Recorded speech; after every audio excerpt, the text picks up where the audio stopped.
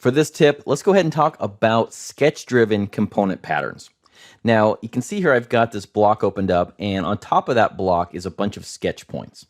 Now, you can use a sketch from an individual part or from the actual assembly. So over here, I've got a sketch showing 3 points right up here that are part of the assembly itself. And I also have this block, and if I open up that block, you can see that I've got this sketch here with these points directly on top of it. So either one of those will work. If I head back over here to the assembly, I'm going to go ahead and use this little cone here and place that on a component pattern. So come up here under assembly, linear component pattern. Directly below that is going to be the drop down, and come down here to sketch driven component pattern. Click on that one. As far as my sketch, now I can choose it from the drop down here, or I can just choose one of the points that are part of that sketch, and then I can choose what I'd like to pattern. Well, I want to pattern this little cone here, but I don't want to use the origin. I'd like to actually use a point, and I want to use the tip of that little cone. And notice what happens. As soon as I click on that, it automatically grabs this cone and places it on each one of these little points in that sketch. Click OK. Now check this out. If I actually grab this component and I rotate it around a little bit, it rotates all of the components. So these are going to map anything that's happening to the original seed pattern here.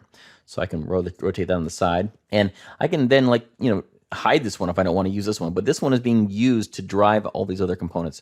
So it's really cool what you can do there. Now notice this one over here. I'll do it one more time. This time, instead of using the pattern that was on the part, let's go ahead and use this sketch here that's part of this assembly. And let's do it one more time. So come up here to sketch driven component pattern. The sketch I want to use is already selected here, which is those 3 points.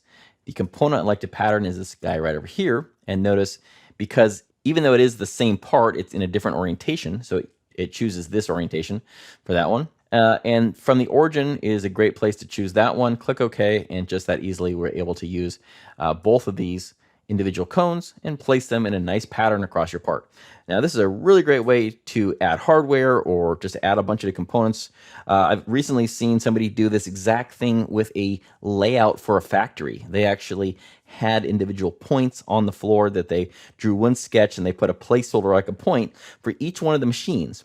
And then all they needed to do to update it was just go back and change that one sketch and move things around a little bit, and automatically all the machinery would automatically slide around and move to the right location, all driven from that one sketch. So it's a really powerful tool, and there's a lot you can do with it. And it's it's kind of hidden up here under the assembly toolbar under patterns, but there's a lot of really powerful types of patterns out there available. And the sketch driven pattern is definitely one of the best ones that I've found, and very useful. So definitely check it out.